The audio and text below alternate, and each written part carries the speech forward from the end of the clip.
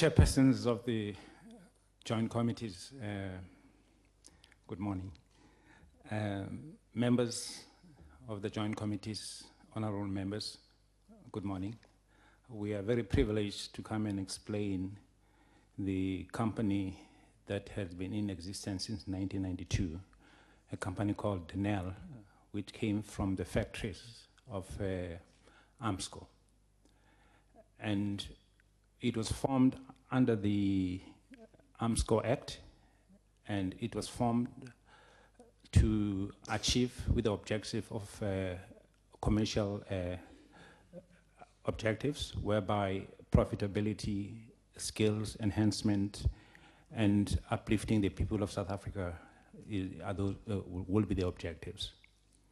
For many years, Denel has struggled to reach a certain level of acceptability in terms of performance, notwithstanding the issues that relates to skills enhancements, not issues related to development of the people of South Africa.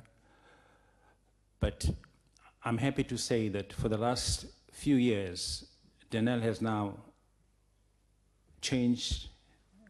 It's a growing company. It's an exciting company.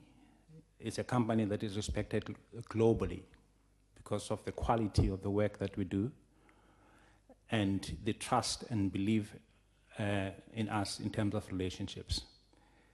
I will not be long. I just wanted to highlight one or two issues on the presentation. Firstly, I think the contents of the presentation. Although I know that this is not the committee whereby we will be presenting our financial reports, which have been audited and accepted by our AGM. I will just do a snapshot of that. And thereafter, I will hand over to the acting Chief Financial Officer, who will deal with the strategic growth of Denel. Where are we going? How are we treating the issue of Denel Asia? What is our relationship with Asia, etc. And I think in the last part of the contents has to do with the former executive and the company secretary. I would humbly ask the chair if he allows me for him to be able to handle that. If you go to page 3 on the presentation, this is just a snapshot. We are not presenting the annual report. It's just to show where we are with Denel. Never in the history of Denel have we ever seen so much revenue. It is the first time since 1992 that Denel has been able to achieve revenue of such magnitude, whereby you have a 41% increase from last year in terms of revenue. You have a 125 million increase in terms of profitability.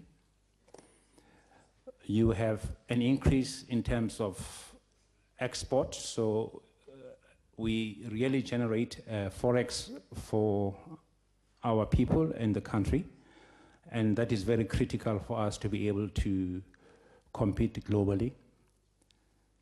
And on the page itself, on the left-hand side, left corner side, you will see the actual divisions that are very critical to the success of these results.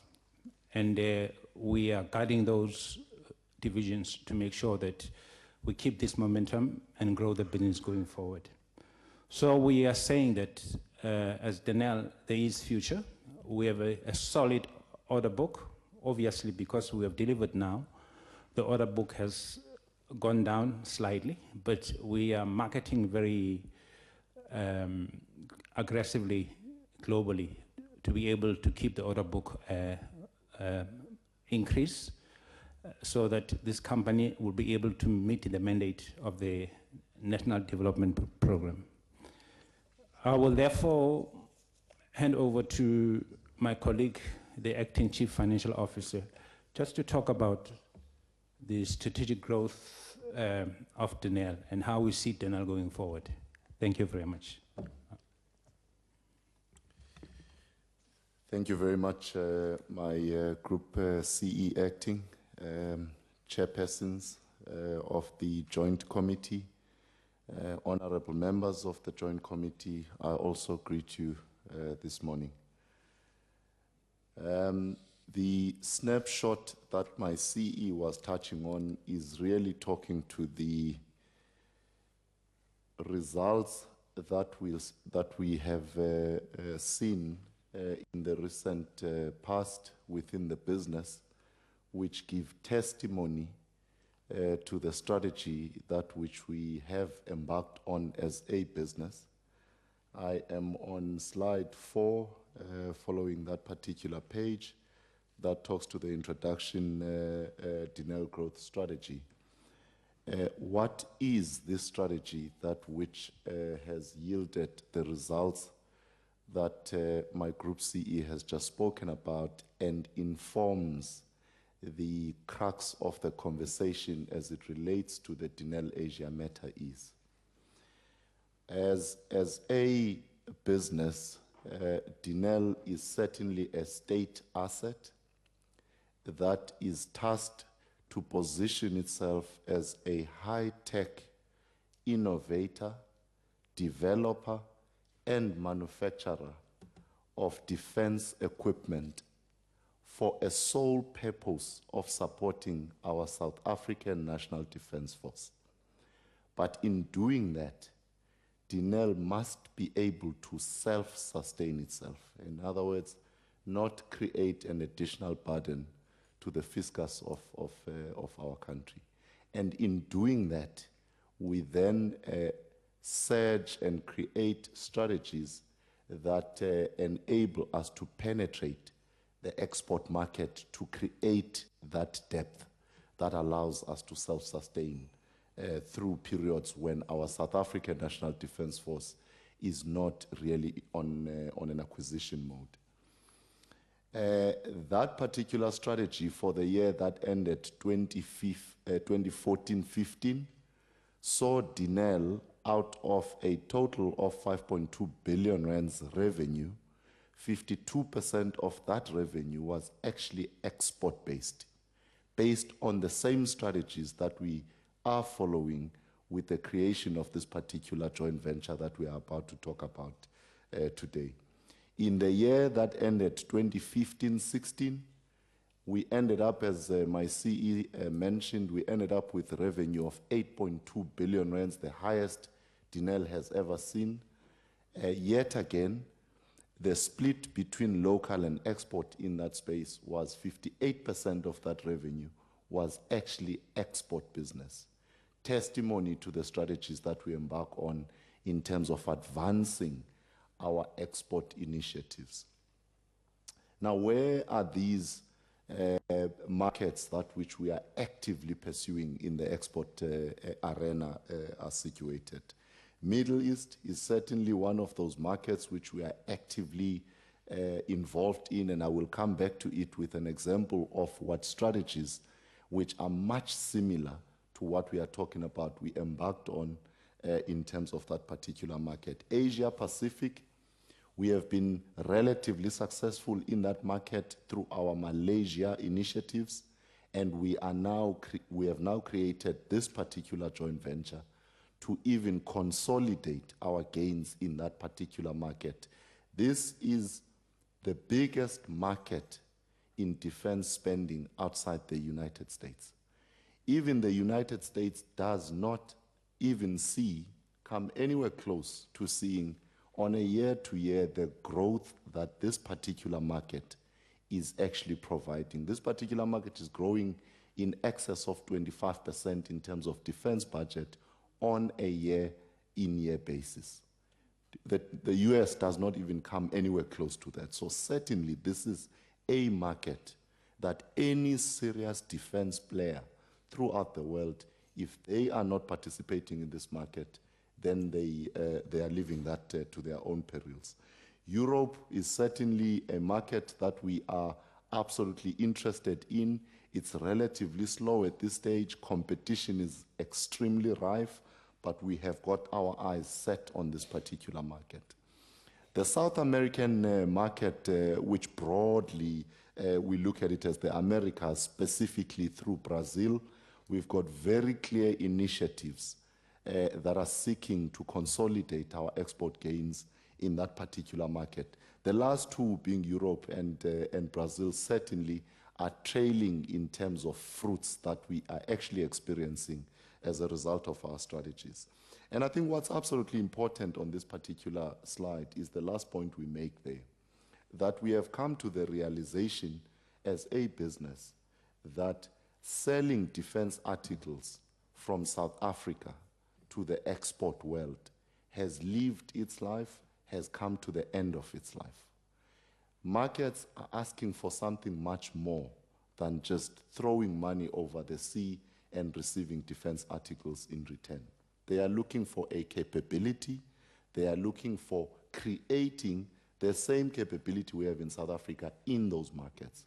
And the way we looked at it, we said, look, you could see this as creating competition, in which case our competitors will take the foothold and establish themselves while we are still holding to our own, or embrace this reality and take a position that says, I will be in country, help you establish the capability, through that process lock myself into your environment, that I at least continue to contribute in terms of my objectives. And that's the strategy that we've taken in this particular one. If we go on to the next page, which talks to the some of the gains that we've specifically seen from our initiatives with our partners. And I think this particular one is very, very important. It talks to, for instance, Thermomeka Africa, which is a joint venture we have with Safran, a French-based company. In the year that ended 2015-16, for instance, we ended up with 565 million South African rands in that joint venture. Our joint venture with Airbus, we ended up with 675 as shown in that particular slide. But I think what's more important on this particular slide, which I want to draw a specific parallel to the discussion we're going to have about Denel Asia, is the Tawazun Dynamics joint venture. And I really want to spend just half a minute explaining this particular joint venture. The Middle East market as an export market for us is absolutely critical. We are very clear that the growth that which we've seen that gave us the 8.2 billion rands that we pride ourselves of today, and the growth that we are seeing in the next 5 years, a substantial part of that is coming from that market. And in line with our strategy that says that market is not looking on buying defense articles of South Africa which are shipped to the market. They are looking for an entrenchment of a capability within their own environment. And we ended up with a situation where we joined forces with Tawazun. Now, how did we end up there? We certainly didn't go through a procurement process. This is certainly not a procurement process. We were approached by Tawazun. Tawazun had never sold a single defense article when they approached us. So they had no history of being a big defense business in that market that has traded billions of defense articles. They came to us and they said to us, guys, we've got relationships in this particular market. We like your products. We think a union between the two of us can grow both of us. We took a calculated risk after following a proper due diligence process that said, let's go into this venture. We will guard against financial losses. That's absolutely important for us. We will guard against loss of IP. In other words, our IP is our IP, cannot go anywhere else. We got into this particular joint venture. The results are here for everyone to see. Today, we've got in excess of 2 billion rands worth of business that has come from that particular market. So that gives us a bit of a background in terms of what processes we follow as we consolidate with these joint ventures in the markets. The following slide then gets into a little bit more detail closer to home in terms of the process which we follow in selecting these partners as we get into these particular markets. This particular venture, as the DG was mentioning and my chairman and my CEO was mentioning is not the first, is not the last either. This is our strategy, this is our approach. The strategy has started showing results. It's very clear to us that we are absolutely on the right path in terms of this particular strategy. I think it's clear for us that there seems to be a misconception out there in the market, and particularly in the media space, that seeks to suggest that a process of finding a strategic partner is a procurement process. And we want to put it out there, it is not. Certainly it is not. As you heard my explanation of how we ended up with the TAWAZUN environment. And if we go on to the next page, which continues to the, and getting closer to the selection of Denel Asia. Now, if we speak about Denel Asia particularly, now that's the lucrative nature of that market I've already explained. Our participation in that market had suffered major blows historically. We were in that market as Denel ourselves, and particularly working through that market with assistance from our technical advisors, which the DG specifically touched on. After all of our efforts and lots of money spent in that particular market, we were thrown out of that market and blacklisted. So we had to rethink and formulate new strategies of how we're going to get back into that market after our name was cleared in that particular market, in terms of the blacklisting that we had suffered. Now with that, we then identified two things. One was, we are looking at the region and not a country specific. India is certainly a big country within that environment, but we're looking at the entire region in terms of our efforts. That was the first part.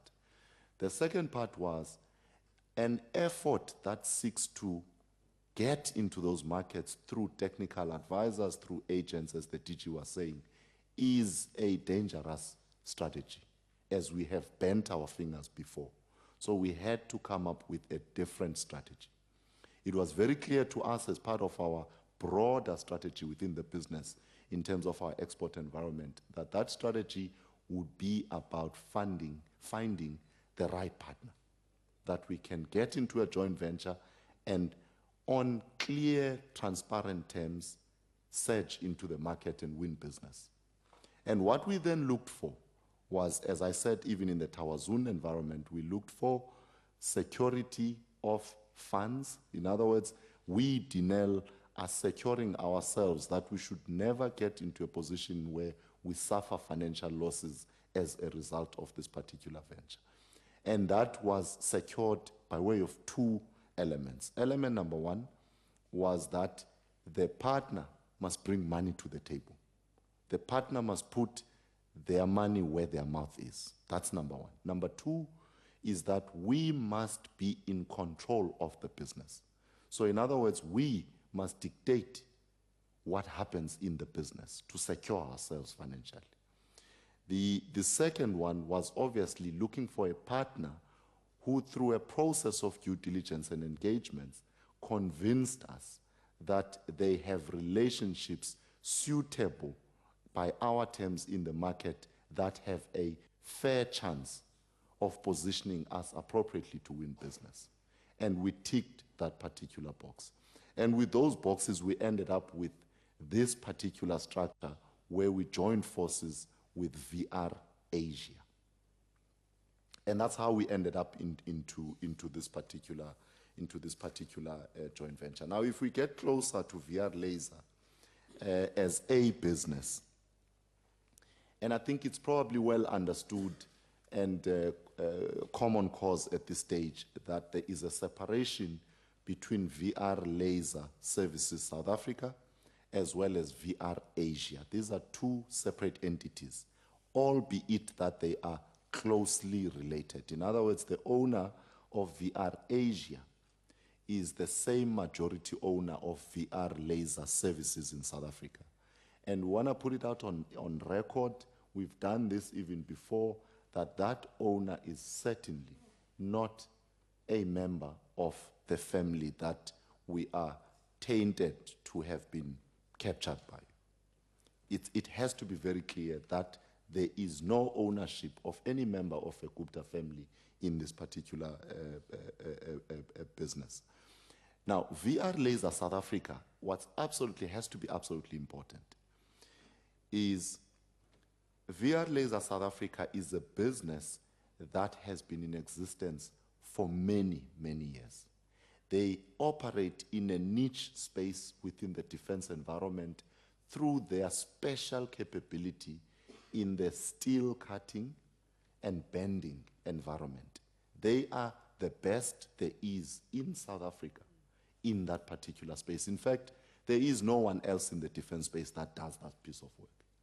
We have been doing that piece of work with them for as long as we have been producing armored, protected personnel carriers within the business. We've been buying those articles from this particular business. So this is no new relationship in terms of Denel's business and this particular business.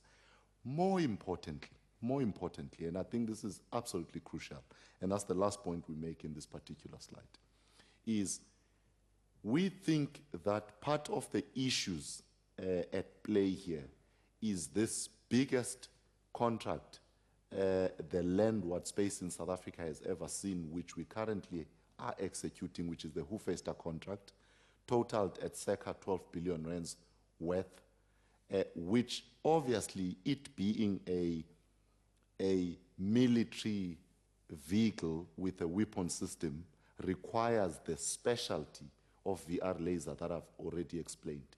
There's a concept that there is some form of favoritism that's afforded VR Laser South Africa in having them participate in this particular contract. I just want to take half a minute, my chairpersons, to explain this particular contract, just broadly in terms of how VR Laser finds themselves participating in this particular contract. The contract is an 8x8 vehicle with a weapon system. It's a wheeled artillery system. Now, the vehicle component of the contract is an IP, intellectual property, that belongs to a Finnish company called Patria. So it is not our product, it's not a South African product, it's a Finnish product. We have licenses with the Finnish product to manufacture this vehicle in South Africa as part of their offset requirements. Now, as part of them giving us over the licenses to manufacture this particular vehicle, they went through a process of a due diligence of their own because they had to protect their name. So in other words, as much as we will be producing the vehicle in South Africa, it still remains their product. And if that particular vehicle does not meet their standards, it demolishes their own brand. So they followed a proper due process in South Africa, evaluating suppliers in that particular space. Out of that due process that they followed, they issued a report to us that was absolutely clear that VR is the best company to do that piece of work. Now, we didn't only rely on that particular report. We obviously also followed our own procurement processes that also resulted in VR Laser being the selected supplier in this particular contract. I just need to put it categorically clear, Chair, in this particular following slide, that I speak of this contract as a 12 billion rands contract. The total value of what VR Laser stands to benefit out of the contract, that subcontract that we've given to them, is no more than 400 million rands put together. To date, they've not even gotten orders of half of that value. But in total, out of this 12 billion rands contract, for only 400 million rands, no more, is earmarked for that particular specialty that they provide. Now, if you look at this following page, we have quoted some of the comments that we receive from customers that are evaluating our supply chain and have given us their feedback in terms of their view of VR laser. Now, I spoke about Patria, the Finnish vehicle maker. We also sell vehicles from South Africa to the UN as a customer.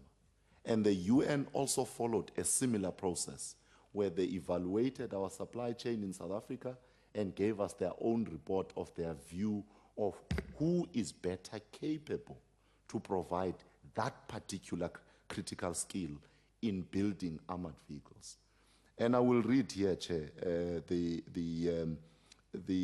UN's letter that was dated July 2015 to us that says, VR Laser Services Pty Ltd will be the only and sole armored hull manufacturer and vehicle product assembler for all products on offer as filled in the LTA agreement.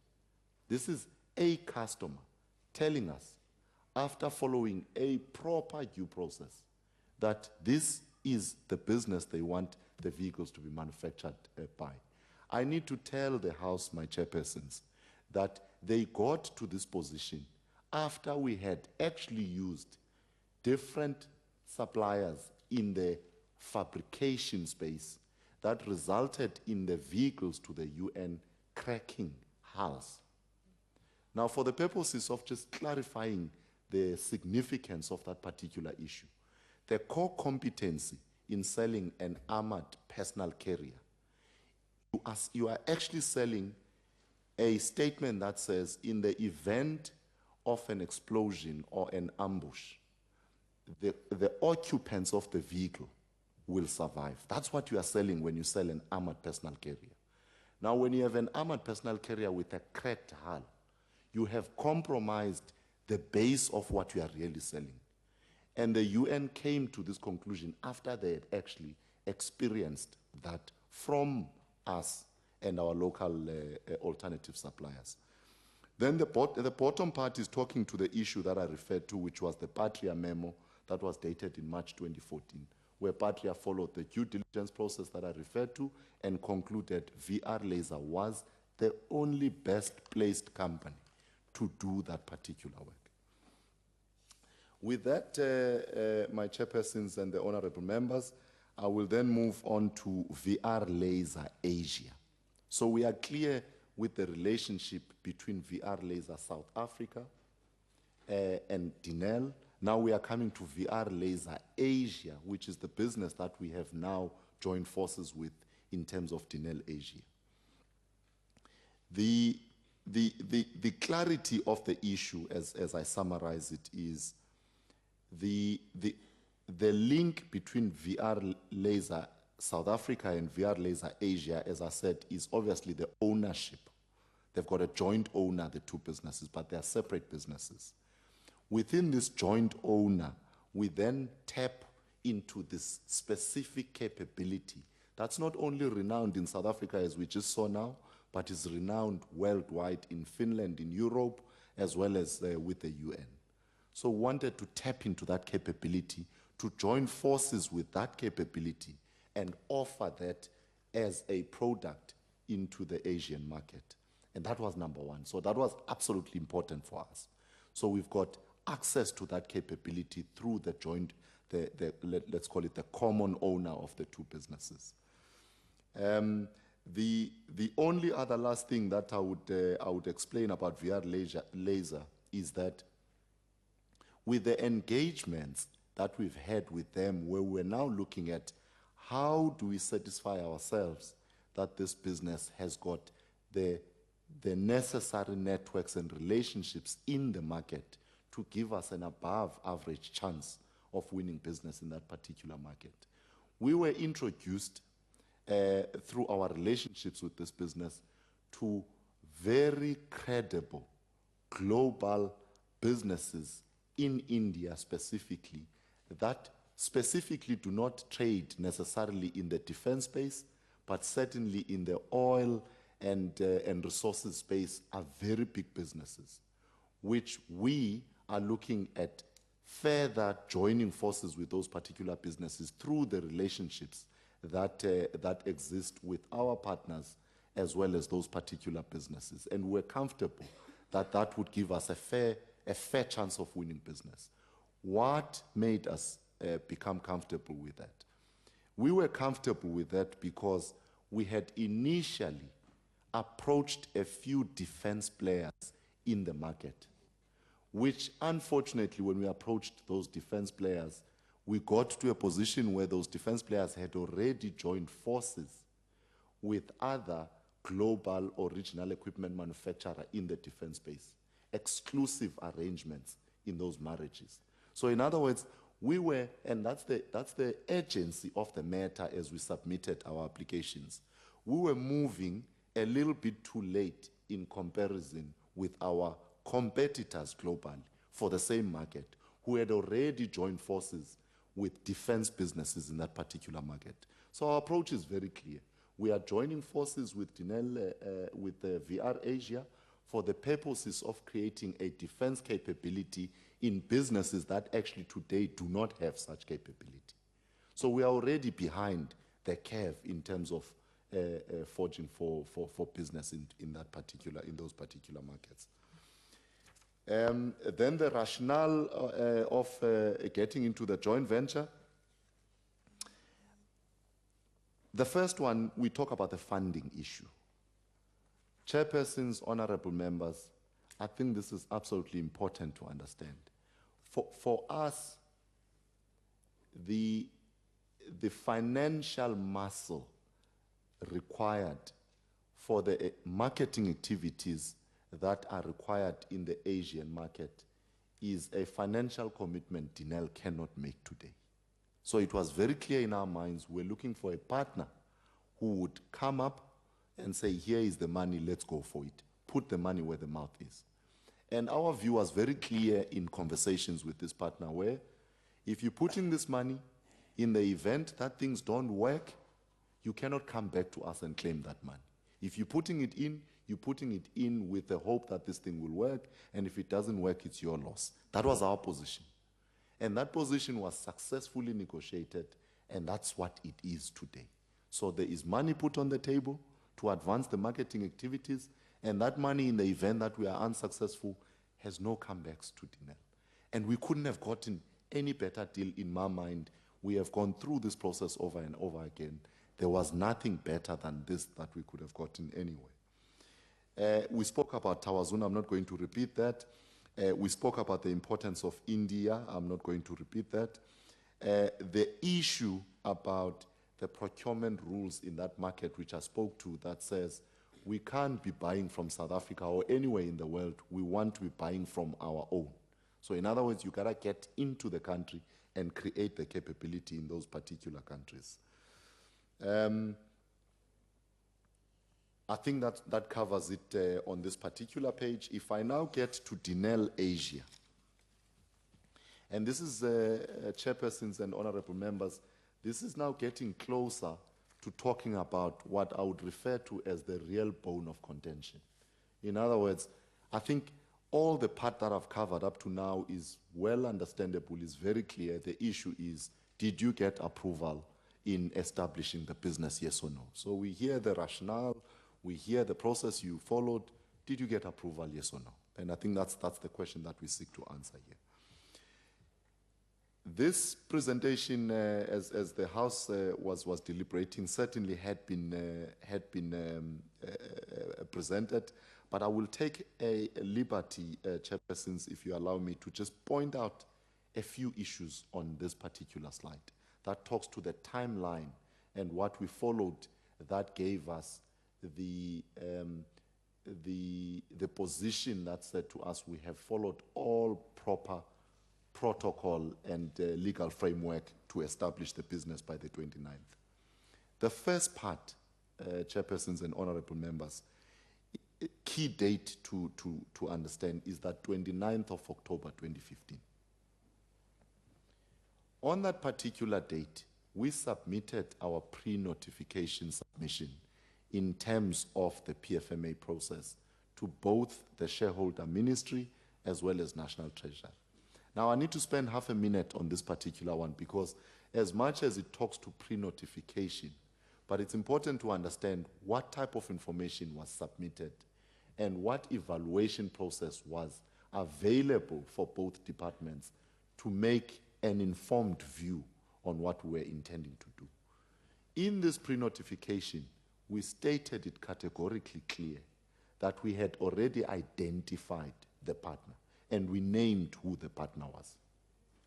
We had already categorically articulated what the principles of the memorandum of agreement that we were signing with that partner were, which included the financing issue, their networks in the country, and the risks associated with the partnership.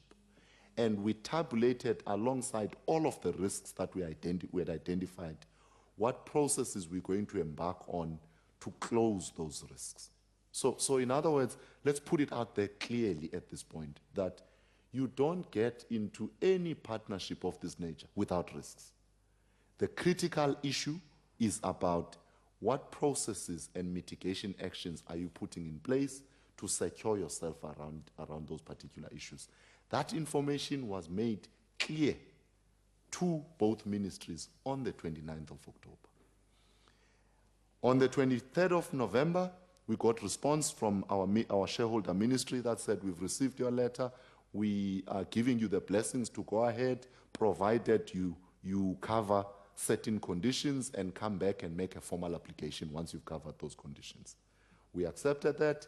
Nothing came from National Treasury at this point. More importantly, on the 9th of December 2015, we engaged in a tripartite meeting with Denel, ourselves, our shareholder ministry representatives, as well as National Treasury representatives. National Treasury in that meeting was represented by no less than 2 officials. In that meeting, our purpose was to make it very clear that this matter is urgent and this matter requires to be treated as such, and engage with both departments and get a sense if they had an issue with treating these particular matters with the urgency that we articulated in that meeting.